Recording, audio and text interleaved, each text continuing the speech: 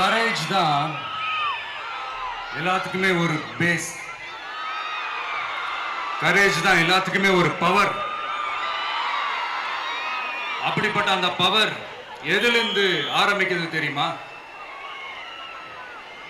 நம்மள under estimate பண்ற நேரத்துல, நம்மள ஒரு ஏளனமா பார்க்கிற நேரத்துல, நம்ம யாருன்னு ப்ரூவ் பண்ணி காட்டணும்னு ஒண்ணு தோணும். நம்ம யாருன்னு காட்டணும்னு ஒரு உத்வேகம் ஒண்ணு வரும். அப்படி ப்ரூவ் பண்ற அந்த பாயிண்ட் எதுல இருந்து ஸ்டார்ட் ஆகுது தெரியுமா? எந்த விஷயத்துல நம்மள கிண்டலும் கேலியுமா பேசுறாங்களோ அதே விஷயத்தை வச்சு நம்ம அது ஒரு பாசிட்டிவா மாத்துறதுன்னு ஒண்ணு இருக்குல்ல, அதே விஷயத்தை வச்சு நம்ம அது ஒரு ஃபயரா மாத்துறதுன்னு ஒன்று இருக்குல்ல, அங்கிருந்து தான் அந்த பவரே ஸ்டார்ட் ஆகும். அப்படிப்பட்ட அந்த உண்மையான அந்த பவரை சொல்ற அந்த பாயிண்ட்ல இருந்து ஆரம்பிக்கலாமா? ஏ விஜய், வீட்டை விட்டு வெளியே வா. ஏ விஜய், பணியூர் விட்டு வெளியே வா அப்படின்னு சொல்றவங்களுக்கு என் வீடு எதுன்னு தெரியுமா? முதல்ல என் வீடு எங்க இருக்குனாவது தெரியுமா? என சீண்டி பார்க்கறதா நினைச்சு கிண்டலும் கேலியுமா பேசுறவங்களுக்கு நான் சொல்றேன், இந்த தமிழ்நாடுன்னு சொல்றாங்களே, அது மத்தவங்களுக்கு வேணா ஸ்டேட்டா இருக்கலாம். ஆனா என்ன பொறுத்த வரைக்கும் என் தாய் நாடான தமிழ்நாடு தான் என் வீடு.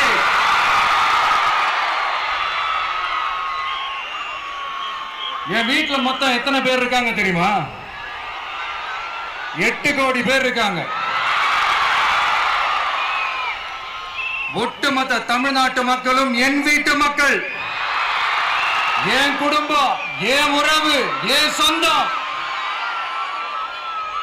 எனக்கு எல்லாமும் கொடுத்த இந்த 8 கோடி சொந்தங்களுக்கு இனிமே எல்லாமுமா கூட நிக்க போறது இந்த விஜய் மட்டும்தான். தமிழ்நாட்டோட முதல் படை வீரனா, தமிழ்நாட்டோட முதல் பாதுகாவலனா அவங்க கூடவே நிக்கணும்ன்றதுதான் என்னுடைய குறிக்கோள். இன்னைக்கு இந்த விஜய், உங்க விஜய் உங்ககிட்ட ஓட்டு கேட்டு மட்டுமே வரல, உங்ககிட்ட நீதி கேட்டும் வந்திருக்கிற. ஆக்சுவலா உங்களுக்காக நீதி கேட்கறதுக்காக தான் நான் அரசியலுக்கே வந்தேன். ஆனா இன்னைக்கு நான் உங்ககிட்ட நீதி கேட்கறதுக்காக வந்திருக்கிறேன். இந்த விஜய் என்னங்க தப்பு பண்ணா? தன்னை நேசிச்ச தன்னுடைய மக்களுக்காக அரசியலுக்கு வந்தா அது ஒரு தப்பா?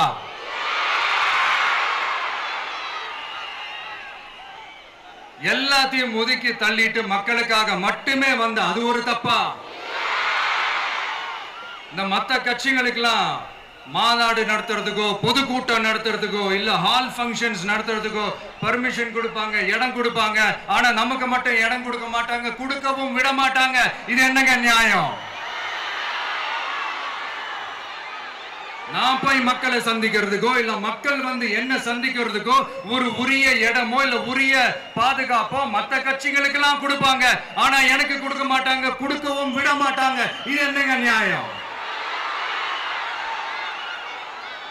இந்த SOPs சொல்லுவாங்க, அதனுடைய ஃபுல் ஃபார்ம் வந்து ஸ்டாண்டர்ட் ஆபரேட்டிங் ப்ரொசீஜர். ஆனா எனக்கு மட்டும் அது ஸ்டாலின் சார் ஆபரேட்டிங் ப்ரொசீஜர். இது என்னங்க நியாயம்? இந்த விஜய் உண்மையானவன்றது உங்க எல்லாருக்குமே தெரியும். நமக்கு எதிராக சதி செய்யறது யாரு, நமக்கு எதிராக சூழ்ச்சி செய்யறது யாரு, நமக்கு எதிராக பழி போடுறது யாரு, யாரெல்லாம் ஒன்னா சேர்ந்து இதெல்லாம் செய்யறாங்கன்றது உங்க எல்லாருக்குமே நல்லா தெரியும். அதனால என்னோட சொந்தங்களாகிய உங்ககிட்ட வந்து நான் நீதி கேட்காம வேற யாருக்கிட்ட தான் போய் கேட்பேன்?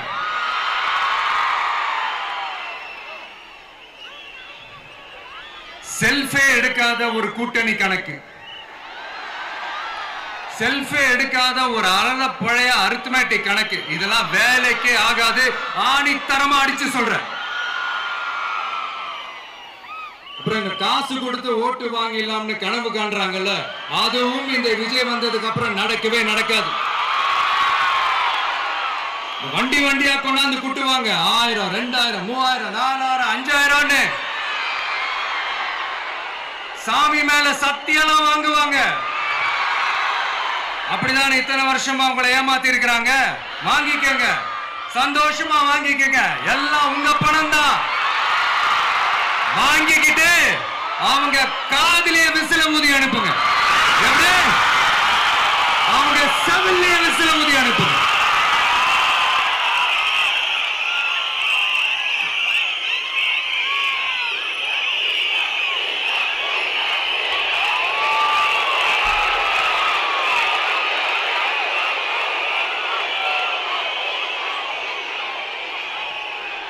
அடுத்து நம்மளுடைய ஜென்சி அடுத்த இளம் தலைமுறையினருக்கும் நான் சொல்லணும்னு நினைக்கிறேன். இந்த பணத்தை கொடுத்து ஏமாத்தி ஓட்டு வாங்குற அந்த கலாச்சாரம் ஒழியணும்.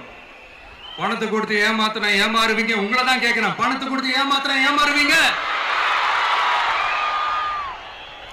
எல்லாரும் கொஞ்சம் கை இப்படி வைங்களேன் எனக்காக. நான் சொல்றதை கொஞ்சம் ரிப்பீட் பண்ணுங்க. எங்க ஓட்டு எங்க உரிமை. எங்களை யாரும் விலைக்கு வாங்க முடியாது. எங்கள் ஓட்டு விசில் சின்னத்துக்கு தான். வேற யாரையும் நம்பி ஏமாற மாட்டோம். தேங்க்யூ. கேட்டுச்சா சார்? இனிமே நீங்க கொள்ளையடிச்சு வச்சிருக்கிற பணம் எல்லாம் வேஸ்டா போகுது. குப்பையில தான் தூக்கி போடணும். உங்களுடைய இந்த ஊழல் ஆட்சியும் மக்கள் குப்பையில தான் தூக்கி போட போறாங்க. அடுத்து ஒவ்வொரு வீட்டில் இருக்கிற என்னுடைய குட்டி நண்பா நண்பீஸுக்கும் சொல்லணும்னு நினைக்கிறேன். வீட்டுல டிவியில உட்கார்ந்து இந்த பிரச்சார மீட்டிங் எல்லாம் பார்த்துட்டு இருப்பீங்க. உங்களையும் உங்களுடைய ஃபியூச்சரையும் மைண்ட்ல வச்சுக்கிட்டு தான் நாம அரசியலுக்கே வந்திருக்கிறோம். அதனால எனக்காக நீங்க ஒண்ணு செய்யணும். தொடர்ந்து செஞ்சுக்கிட்டு தான் இருக்கிறீங்க. நான் நிறைய கியூட்டான வீடியோஸ்லாம் நான் பார்க்கிறேன். லைக் உங்க அம்மா அப்பா கிட்ட மைக்க நீட்டி யாருக்கு ஓட்டு போடுவீங்கன்னு கேட்டா பின்னாடி இருந்த அந்த பையன், அம்மா விஜய்னு சொல்லுவா, அப்பா விஜய்னு சொல்லுப்பா அப்படின்னு நிறைய அந்த கியூட்டான வீடியோஸ் எல்லாம் பாக்குறேன். அதை தொடர்ந்து தயவு செஞ்சு அதை தொடர்ந்து கண்டினியூ பண்ணுங்க. உங்க வீட்டுல இருக்கிற உங்களுடைய அப்பா அம்மா தாத்தா பாட்டி பெரியப்பா பெரியப்பா சித்தி சித்தப்பா அத்தை மாமா ஓட்டு போடுற வயசுல இருக்கிற அண்ணன் அக்கா எல்லாரையும் விசில் சின்னத்துக்கு ஓட்டு போட சொல்லுங்க. விசில் சின்னத்துக்கு ஓட்டு போட வைங்க.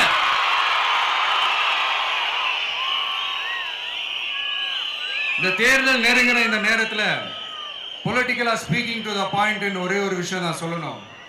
நாங்க அரசியலுக்கு வந்து நன்றி கடனை செலுத்துறதுக்காக தான் நாம அரசியலுக்கே வந்திருக்கோம். Just want to make this clear. அவங்கள கேள்வி கேட்கறதுக்கு முன்னாடி அவங்களோட இயலாமையை மறைக்கிறதுக்காக இந்த ஏ டீம் பி டீம் இதெல்லாம் கூட சேர்த்துக்கிட்டு ஒரே விஷயத்த சொல்லி அழுவுறாங்கல்ல. என்னன்னு சொல்லி அழுவுறாங்க? அனுபவம் இல்லாதவங்களால எப்படி ஆட்சி அதிகாரத்தை செய்ய முடியும் அப்படின்னு ஒரே விஷயத்த சொல்லி அழுவுறாங்கல்ல. அந்த அழுகைக்கு நாம ஒரு பதிலடி கொடுக்கணும்ல. மக்களே, நான் உங்களையே கேட்கிறேன், தெரியாம தான் கேட்கிறேன். இந்த அனுபவம் அனுபவம் அனுபவம்னு சொல்றாங்களே, அதிகாரத்தை வச்சு மக்கள் பணத்தை கொள்ளையடிச்சதை தாண்டி வேற ஏதாவது கொம்பு முளைச்ச பெரிய அனுபவம் இவங்களுக்கு இருக்குதா?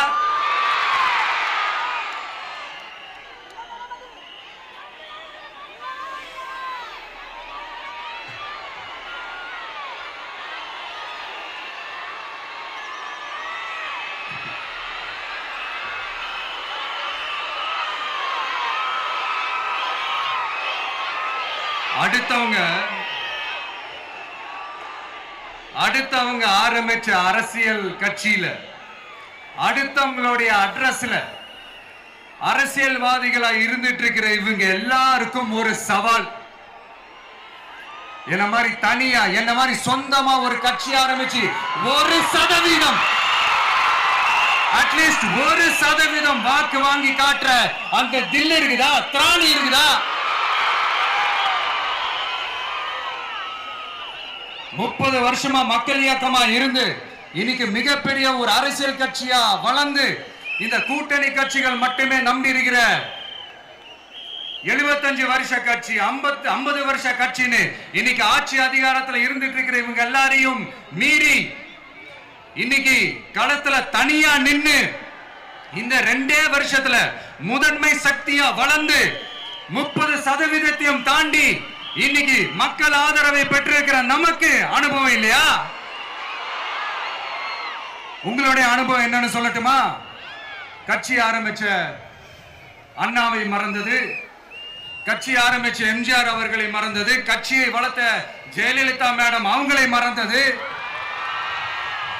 இவங்க எல்லாரும் சொன்ன விஷயங்கள், பேசின விஷயங்கள், எதையெல்லாம் ஃபாலோ பண்ணணும்னு சொன்ன விஷயங்கள் எல்லாத்தையும் மறந்தது. இவங்களுக்கு நமக்கு அனுபவம் இல்லையா? நமக்கு அனுபவம் இல்லதான். கொள்ளை அடிக்கிறதுலாம் எங்களுக்கு அனுபவம் இல்லதான். அதெல்லாம் எங்களுக்கு சுட்டு போட்டாலும் வராது. இந்த கொள்கையை பேருக்கு மட்டும் வச்சுக்கிட்டு நேரடியா சரண்டர் ஆகிறது, மறைமுகமா சரண்டர் ஆகிறது, இந்த மாதிரி அனுபவம் நமக்கு இல்லதான். அதுவும் நமக்கு சுட்டு போட்டாலும் வராது. மக்களை நேசிக்கிற நல்ல குணம் இருந்தா போதும்யா.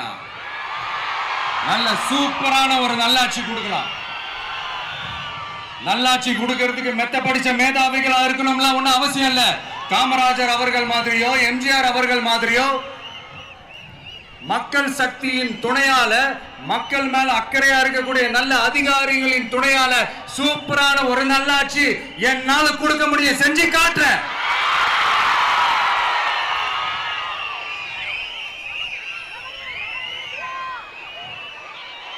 நாலரை வருஷம் ஆச்சு, 4.25 வருஷத்துக்கு மேல ஆகுது.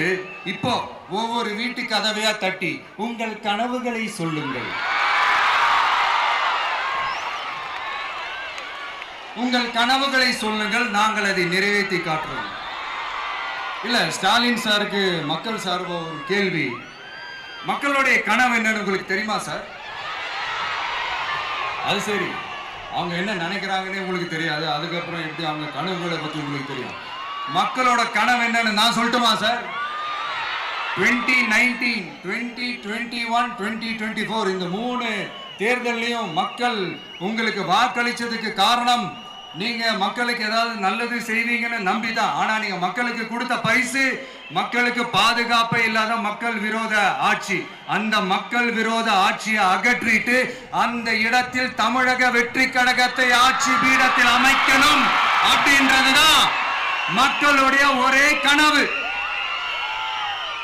இந்த மக்கள் விரோத திமுக அரசை நிலைக்க கூடாது அப்படின்றதுதான் மக்களுடைய ஒரே கனவு. 100% தூய சக்தி டிவிக்கு ஆட்சி அமைக்கும்.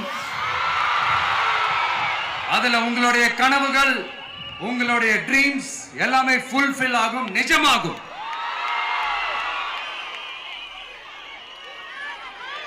தமிழ்நாடு எப்பவுமே டெல்லிக்கு அவுட் ஆஃப் கண்ட்ரோல் அப்படின்ட்டு ஸ்டாலின் சார் அடிக்கடி சொல்லுவாங்க. ஸ்டாலின் சார் எதெல்லாம் அவுட் ஆஃப் கண்ட்ரோல் இப்ப நான் கொஞ்சம் சொல்லட்டுமா? முதல்ல சட்டம் ஒழுங்கெல்லாம் அவுட் ஆஃப் கண்ட்ரோல், பெண்கள் பாதுகாப்புல அவுட் ஆஃப் கண்ட்ரோல், இளைஞர்கள் வேலை வாய்ப்புல அவுட் ஆஃப் கண்ட்ரோல், மொத்தத்தில் அவரோட ஆட்சியே ஒரு அவுட் ஆஃப் கண்ட்ரோல். இந்த வருஷம் பிகினிங்ல சட்டசபையில பேசும்போது சொல்றாங்க, மக்கள் எல்லாரும் ரொம்ப மகிழ்ச்சியா இருக்கிறாங்க, அதனால நானும் ரொம்ப மகிழ்ச்சியா இருக்கிறேன் அப்படின்னு. மக்கள் சந்தோஷமா இருக்கிறத பார்க்கறது கூட ஒரு சந்தோஷம் தான் சார், அது யாரும் இல்லைன்னு சொல்லல. அப்படி உண்மையிலேயே மக்கள் உண்மையிலேயே சந்தோஷமா இருக்கிறாங்க அப்படின்னா ஏன் சார் விவசாயிகள் போராட்டம் நடக்குது? ஏன் சார் மீனவர்கள் போராட்டம் நடக்குது? ஏன் தொழிலாளர்கள் போராட்டம் நடக்குது? தூய்மை பணியாளர்கள் போராட்டம் ஏன் நடக்குது? அங்கன்வாடி ஊழியர்கள் போராட்டம், செவிலியர்கள் போராட்டம், மருத்துவர்கள் போராட்டம், மாற்றுத்திறனாளிகள் போராட்டம், அரசு ஊழியர்கள் போராட்டம், ஆசிரியர்கள் போராட்டம், இடைநிலை ஆசிரியர்கள் போராட்டம், பகுதி நேர ஆசிரியர்கள் போராட்டம். இதெல்லாம் உங்க ஆட்சியில மக்கள் மகிழ்ச்சியா இருக்காங்கன்றதுக்காக நடக்கிற போராட்டமா சார்? எனக்கு தெரிஞ்சு மக்கள் சந்தோஷமா இருக்கிறாங்கன்னா பொங்கல் வச்சு கொண்டாடுவாங்கன்னு கேள்விப்பட்டிருக்கிறேன். உங்க ஆட்சியில தான் போராட்டம் நடத்தி அவங்களுடைய மகிழ்ச்சியை வெளிப்படுத்துறாங்கன்னு நினைக்கிறேன். இன்னும் தீரவே தீராத பிரச்சனைகள்னா இருக்கிற இடம் பிரச்சனை, பார்க்கிற வேலை பிரச்சனை, பண்ற தொழில் பிரச்சனை, விலைவாசி பிரச்சனை, தண்ணி பிரச்சனை, பஸ் வசதி இல்லைன்ற பிரச்சனை, ரோடு சரி இல்லைன்ற பிரச்சனை, ஆஸ்பத்திரி சரியா இல்லைன்ற பிரச்சனை. இப்படி எல்லாம் ஒரு அடிப்படை விஷயங்களே பிரச்சனையா இருந்தா அப்போ ஆளுங்கட்சின்னு ஒண்ணு எதுக்குதான் இருக்கிறாங்க அப்படின்னு தானே மனசுல தோணும் மக்களுக்கு. ஆட்சிக்கு வர்றதுக்கு முன்னாடி தான் பொய்யா அடிச்சு விட்டீங்க. இப்ப ஆட்சியை விட்டு போகும்போது கூட பொய்யா பேசுறீங்களே சார், என்ன சார் இது? மாத்தி மாத்தி பேசுறதுல நீங்க வேற லெவல் தான் சார். ஆட்சிக்கு வந்த அடுத்த வருஷமே 2022ல 70% வாக்குறுதிகளை நிறைவேற்றிட்டோம்னு சொன்னாங்க. அப்புறம் போன வருஷம் 90% வாக்குறுதிகளை நிறைவேற்றிட்டோம்னு சொன்னாங்க. அப்புறம் இந்த வருஷம் 505 வாக்குறுதிகளை 404 வாக்குறுதிகளை நிறைவேற்றிட்டோம். கிட்டத்தட்ட ஒரு 80% வாக்குறுதிகளை நிறைவேற்றிட்டோம்னு சொன்னாங்க. முதல்ல 70, அப்புறம் 90, அப்புறம் 80. இன்னும் தேர்தல் நெருங்க அது 60, 50, 40, 30, 20ல போய் நிற்கும்னு நினைக்கிறேன். அதையும் அவரே அறிவிப்பாரா என்னமோ எனக்கு தெரியல. முதல்வர் ஸ்டைல்லையே சொல்லணும்னா, பொய்யிலேயே பிறந்து பொய்யிலேயே வளர்ந்த புலவர் பெருமானே, கொஞ்சம் அத திருத்தி சொல்றேன், புலுகர் பெருமானே. அது இன்னும் பொருத்தமா இருக்கும். அவருடைய அண்ட புழுகு, ஆகாச புழுகு என்ன தெரியுமா? பெண்களுக்கு பாதுகாப்பு தமிழ்நாட்டில் எங்க போனாலும் கொட்டி கிடக்குதான். அப்படி அது உண்மைனா அண்ணா யூனிவர்சிட்டி அந்த பொண்ணுக்கு ஏன் சார் அப்படி ஒரு கொடுமை நடந்துச்சு? கோவை கல்லூரி பெண்ணுக்கு ஏன் சார் அப்படி ஒரு கொடுமை நடந்துச்சு? பெண் குழந்தைகள் பாதிக்கப்படுறதா கிட்டத்தட்ட 1000க்கும் மேலான போக்சோ கேசுகள் ஏன் சார் பதிவானுச்சு? போதைப் பொருள் கலாச்சாரம் கண்ட்ரோலே இல்லாம அது பாட்டுக்கு தாறுமாற எங்கேயோ போய்கிட்டு இருக்கு. வயலன்ஸ் எல்லாம் தலைவிரிச்சு ஆடுது. அதுக்கு ஒரு ரீசெண்ட் எக்ஸாம்பிள் அந்த ரயில்வே ஸ்டேஷன்ல அந்த சிறுவர்கள் எல்லாரும் சேர்ந்து செஞ்ச அந்த சம்பவம். சட்டம் ஒழுங்கு சரியா இருந்தா ஏன் சார் இப்படி எல்லாம் நடக்குது? சட்டம் ஒழுங்கு சரியா இருக்கணும்னா முதல்ல தமிழ்நாட்டுக்கு ஒரு டிஜிபி வேணும் சார். எங்க சார் போனார் அவரு? எங்க அவரு? சும்மா இந்த ஆக்டிங் ஆபீசரை வச்சுக்கிட்டு அரசாங்கத்தை நடத்துனீங்கன்னா இப்படிதான் சட்டம் ஒழுங்கு சந்தி சிரிக்கும். முதல்ல தமிழ்நாட்டுக்கு ஒரு டிஜிபியை போடுங்க சார். அதுக்கப்புறமாச்சும் சட்டம் ஒழுங்கு சரியாகுதான்னு பார்ப்போம். சரிப்பா, கேள்வியா கேட்கிறிய, நீ வந்தா என்ன செய்வ அதானே கேட்கறீங்க. கரெக்ட், கேட்கணும். மக்களோட அடிப்படை தேவைகளை தீர்க்கிறது தான் நம்மளுடைய ஃபர்ஸ்ட் வேலையே. அதை தீர்க்கிறதுக்கான அந்த தேடி போறது, அதோட சொல்யூஷனை தேடி போறது தான் நம்மளுடைய ஃபர்ஸ்ட் அஜெண்டாவே. கொஞ்சம் வெயிட் பண்ணுங்க. தேர்தல் அறிக்கை ரெடி ஆயிட்டு இருக்கு. தெளிவான ஒரு தேர்தல் அறிக்கையாவது வரும். என்ன நம்புற உங்களை நான் டிசப்பாயிண்ட் பண்ணவே மாட்டேன்.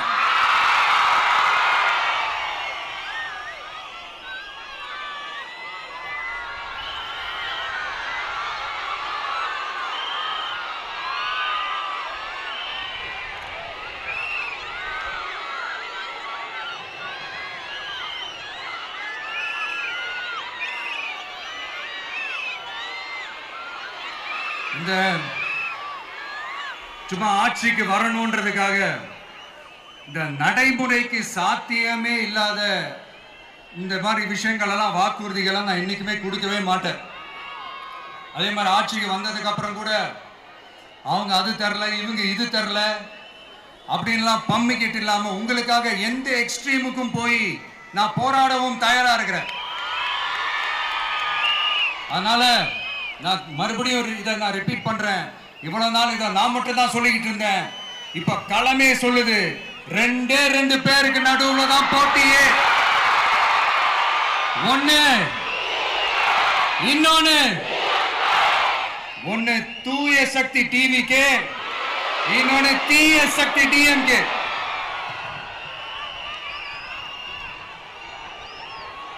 இப்ப நம்ம இந்த எலெக்ஷன் விஷயத்துக்கு வருவோம். விஜய் என்னப்பா இவரை மட்டும் தான் எதிர்க்கிறாரு, இவங்களை எதிர்க்க மாட்டேன்றாரு, அவங்கள பத்தி எதுவுமே சொல்ல மாட்டேங்கிறாரு. இல்ல நான் கேட்கிறேன், இது யாருக்கான எலெக்ஷன்? தமிழ்நாடு சட்டசபைக்கான ஒரு தேர்தல். இப்ப இங்க யார் ஆட்சியில் இருக்கிறா? யாரு பொய்யா வாக்குறுதிகளை கொடுத்து மக்களை ஏமாத்துறது? யாரு மக்கள் விரோத ஆட்சியை நடத்துறது? அப்ப இங்க யாரை அகற்றணும்? இந்த மக்கள் விரோத திமுக அரசை அகற்றணும்னா நம்ம யாரை எதிர்க்கணும்? எதுக்கு தேவையில்லாம பல முறை மக்கள் ஆல்ரெடி டிலீட் பண்ணவங்களை எதுக்கு? நம்மளுடைய கான்சென்ட்ரேஷன், நம்மளுடைய டார்கெட் திமுகன்றப்போ டார்க்னஸ் குள்ள எதுக்கு கல்லெறியணும்? இங்க மக்களை விரும்புற விஜய் வேணுமா, இல்ல மக்கள் விரோத ஆட்சி நடத்துற ஸ்டாலின் சார் வேணுமா? அவ்வளவுதான் இந்த தேர்தலே. இதுக்கு நடுவுல வேற யாருமே கிடையாது. புரியுதுங்களா உங்களுக்கு? என் நெஞ்சில் குடியிருக்கும் சேலம் மக்களே,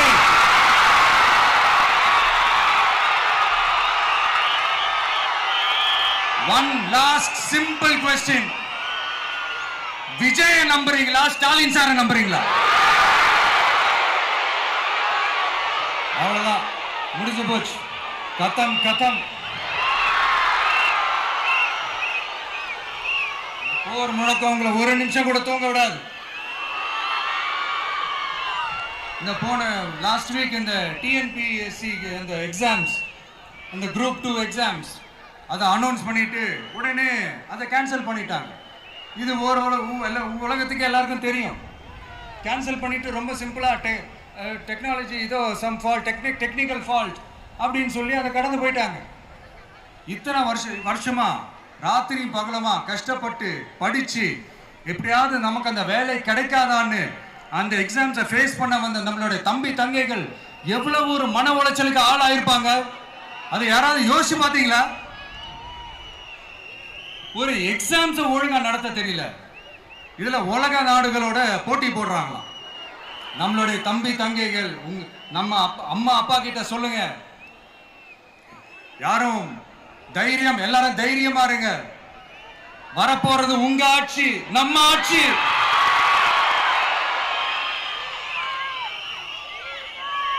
அதனால இந்த மாதிரிலாம் எதுவும் நடக்காம சமூக நீதிக்கான ஒரு நல்ல ஆட்சியை அமைப்போம். இளைஞர்களின் வேலை வாய்ப்புகளை மனசுல வச்சுக்கிட்டு டிரான்ஸ்பரண்டா அதுக்கான ஒரு தீர்வை காணுவோம். நான் விக்கிரவாண்டி மாநாட்டில் பேசும்போது ஒரு பொலிட்டிக்கல் பாம் ஒன்னு சொன்ன ஞாபகம் இருக்கா? ஆட்சியிலையும் பங்கு, அதிகாரத்திலையும் பங்குன்னு ஒன்னு சொன்னேன். இப்போ அந்த பொலிட்டிக்கல் பாம் எல்லா கூட்டணியிலையும் வெடிச்சுக்கிட்டு இருக்கு, தாறுமாற வெடிச்சுக்கிட்டு இருக்கு. ஸ்டாலின் சார்லாம் பதறாரு. ஆட்சி அதிகாரத்துல பங்கெல்லாம் தமிழ்நாட்டில் ஒத்து வராது அப்படின்னு சொல்றாரு. அவங்கள பொறுத்த வரைக்கும் ஜெயிக்கிறதுக்காக மட்டும்தான் கூட்டணி, மற்ற எல்லாத்துக்குமே அவங்க தனி அணி, அவங்க மட்டுமே ஒரே அணி. வெல்வோம் ஒன்றாக, ஆனா வரும் வெல்த் எல்லாம் பார்ப்போம் தனியாக. அந்த வெல்வோம் ஒன்றாக என்றது இதுதான் அந்த சீக்கிரட்டே. புரிய வேண்டியவங்களுக்கு நல்லா புரியும் நினைக்கிறேன். உங்களோட நான் இருக்கேன், நம்மளோட நம்ம மக்கள் இருக்காங்க. இதுக்கு மேல என்ன வேணும்? கான்பிடென்டா இருங்க, நல்லதே நடக்கும், வெற்றி நிச்சயம். மீண்டும் சந்திக்கும் வரை நன்றி, வணக்கம்.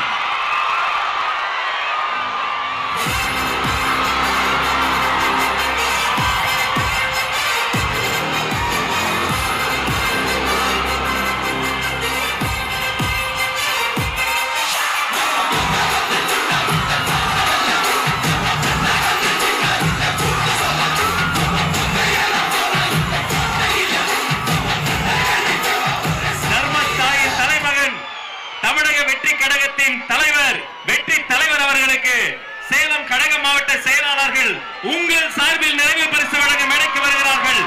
சேலத்து இளம் சிங்கம் தமிழன் பார்த்திபன்,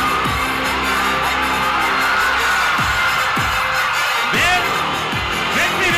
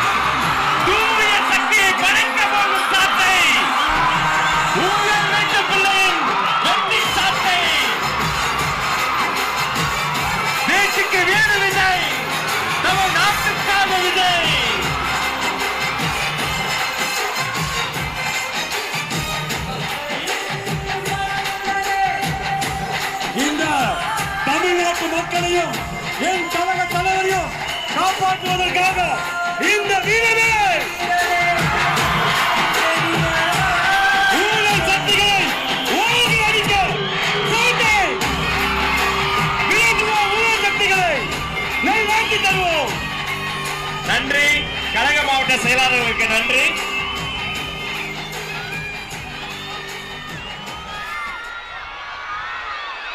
மாவட்ட செயலாளர்களுக்கு நன்றி. தமிழக வெற்றி கழகத்தின் கொள்கை பொதுச் செயலாளர் டாக்டர் கேஜி அருண்ராஜ் ஐஆர்எஸ் அவர்கள் மாங்கனி மாநகரில் வெற்றி செங்கோலை பரிசாக தருகிறார்.